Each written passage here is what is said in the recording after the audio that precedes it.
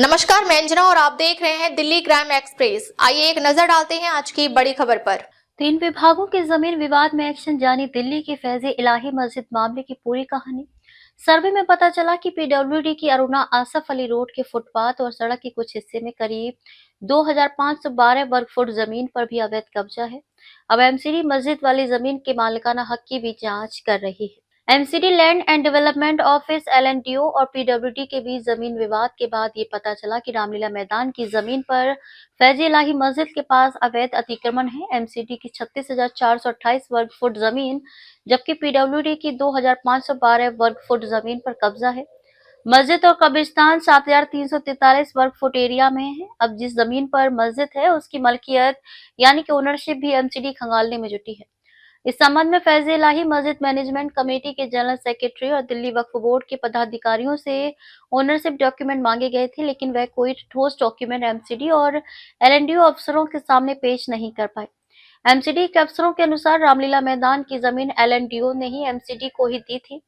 विभाग के अफसरों ने दावा किया था कि लीज डीड के बाद भी यहां पर उनकी कुछ जमीन है। पीडब्ल्यूडी का भी दावा था कि अरुणा आसफ अली रोड के फुटपाथ और रोड के कुछ हिस्सों पर भी अवैध कब्जा है।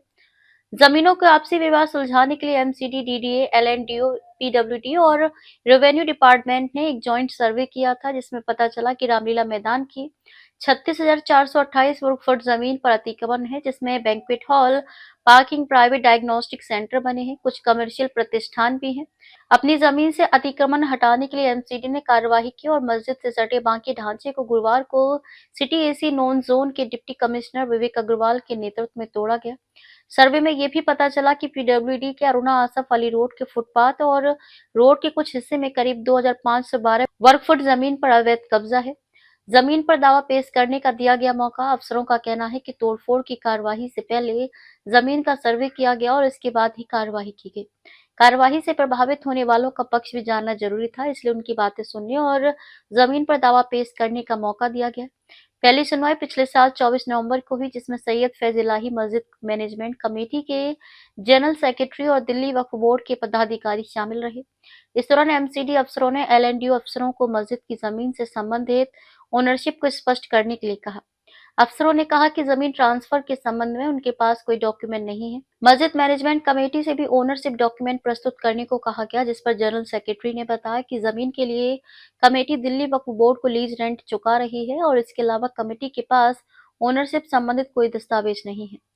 दिल्ली वक्फ बोर्ड के पदाधिकारी ने कहा कि डीडीए के गैजेट नोटिफिकेशन में जमीन दिल्ली वक्फ बोर्ड के होने के संकेत है, लेकिन वक्फ बोर्ड भी ओनरशिप संबंधित कोई दस्तावेज पेश नहीं कर सका है।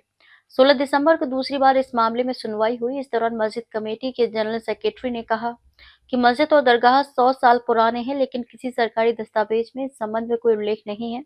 लेकिन कोर्ट को उन्होंने बताया कि मस्जिद और दरगाह वक्फ है और इसके लिए ओनरशिप डॉक्यूमेंट पेश करना जरूरी नहीं होता।